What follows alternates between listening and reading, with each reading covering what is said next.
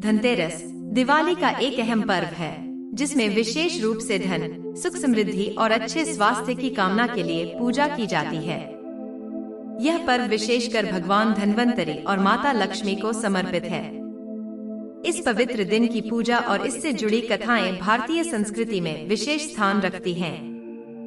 इस लेख में हम धनतेरस से संबंधित प्रमुख कथाओं को विस्तार से समझेंगे और जानेंगे कि इस दिन किन विशेष धार्मिक उपायों का महत्व है। एक, धनतेरस का महात्म्य। धनतेरस का त्योहार हर वर्ष कार्तिक मास के कृष्ण पक्ष की त्रयोदशी को मनाया जाता है।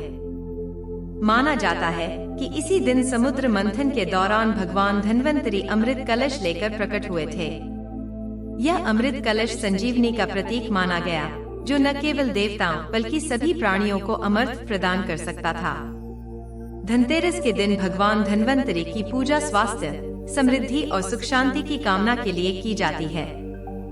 इसी कारण इस दिन बर्तन, वाहन और सोने के आभूषण खरीदना अत्यंत शुभ माना गया है।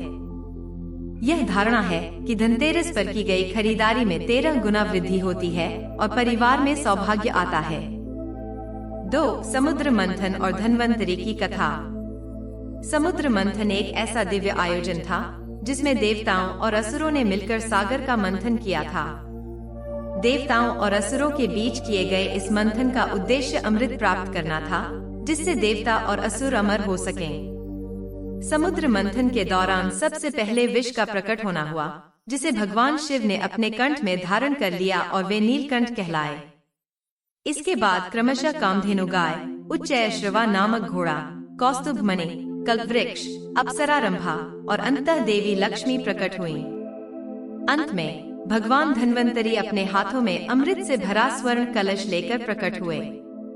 इसी अमृत कलश को लेकर धन्वंतरी प्रकट हुए थे और यह घटना धनतेरस की शुभता का मुख्य कारण बनी।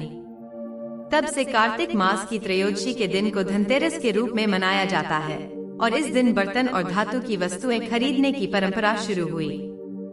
3, देवी लक्ष्मी की कथा और उनके निवास का आशीर्वाद। धनतेरस पर देवी लक्ष्मी के आगमन का विशेष महत्व है।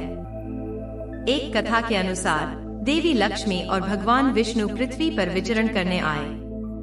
उन्होंने विभिन्न तीर्थ स्थलों का भ्रमण किया और विभिन्न भक्तों की भक्ति से प्रभावित हुई। भगवान विष्णु ने उन्हें दक्षिण दिशा में न जाने का आदेश दिया, लेकिन उत्सुकतावश लक्ष्मी जी दक्षिण दिशा की ओर चली गई और वहां एक किसान के सरसों और गन्ने के खेत में पहुंच गईं। देवी लक्ष्मी ने वहां गन्ने का रस पिया, जिससे भगवान विष्णु ने उन्हें किसान के घर में 12 वर्षों तक सेवा करने का आदेश दिया।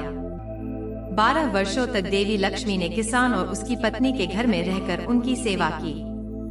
इसके परिणाम स्वरूप किसान का घर धन धान्य से भर गया और उसकी निर्धनता समाप्त हो गई। जब 12 वर्ष पूरे हुए, भगवान विष्णु देवी लक्ष्मी को वापस ले जाने आए, लेकिन किसान और उसकी पत्नी ने उन्हें जाने नहीं दिया। तब देवी लक्ष्मी ने एक उपाय बताया कि यदि वे धनतेरस के दिन घर की सफाई करके लक्ष्मी और कुबेर की मूर्ति की स्थापना कर उनकी पूजा करें, तो देवी लक्ष्मी सदा उनके घर में अदृश्य रूप में निवास करेंगी। 4, यमराज और यमदीप की कथा। धनतेरस के दिन यमराज के नाम का दीपक जलाने की परंपरा है। इस परंपरा का संबंध यमराज और उनके यमदूतों की एक कथा से है। एक समय यमराज ने यमदूतों से पूछा कि क्या कभी ऐसा अवसर आया जब वे किसी प्राणी के प्राण हरते समय दुखी हुए हों। तब यमदूतों ने एक राजा के पुत्र की कथा सुनाई, जिसमें उन्होंने बताया कि राजा की पुत्री और राजा के पुत्र का गंधर्व विवाह हो गया था। विवाह के 4 दिन बाद उस पुत्र की मृत्यु निश्चित थी, लेकिन नई नवेली दुल्हन के आंसुओं और उसकी करुण पुकार से यमदूत का हृदय द्रवित हो गया था। यमराज ने तब एक उपाय बताया कि धनतेरस के दिन यम के नाम का दीप जलाने से अकाल मृत्यु का भय नहीं सताता है। इस कथा के अनुसार धनतेरस की शाम घर के द्वार पर एक दीपक जलाकर यमराज को अर्पित किया जाता है। यह दीपक यमराज के लिए धन्यवाद और श्रद्धा के प्रतीक के रूप में जलाया जाता है, जिससे घर में सुख शांति बनी रहती है और अकाल मृत्यु का भय समाप्त हो जाता है। 5, धनतेरस पूजन विधि और उपाय।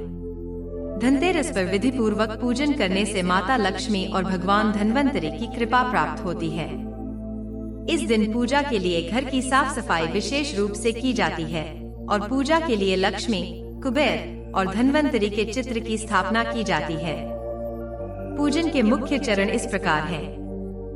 स्नान और स्वच्छता। पूजा से पहले स्नान कर स्वच्छ कपड़े पहनें और घर में सकारात्मक ऊर्जा के लिए गंगाजल का छिड़काव करें। मूर्ति स्थापना। लक्ष्मी, कुबेर और धन्वंतरि के चित्र या मूर्ति स्थापित करें। दीप जलाना। घर के मुख्य द्वार पर दीप जलाएं और पूजा स्थल पर भी घी का दीपक जलाएं। भोग लगाना। कुबेर के लिए सफेद मिठाई, भगवान धन्वंतरि के लिए पीली मिठाई और लक्ष्मी जी के लिए पीले पुष्प अर्पित करें। व्रत कथा का श्रवण। पूजा के पश्चात धनतेरस की कथा का श्रवण अवश्य करें। इससे माता लक्ष्मी और भगवान धन्वंतरि की कृपा प्राप्त होती है। धनतेरस की पूजा के साथ इन पौराणिक कथाओं का श्रवण करना भी अत्यंत शुभ माना जाता है।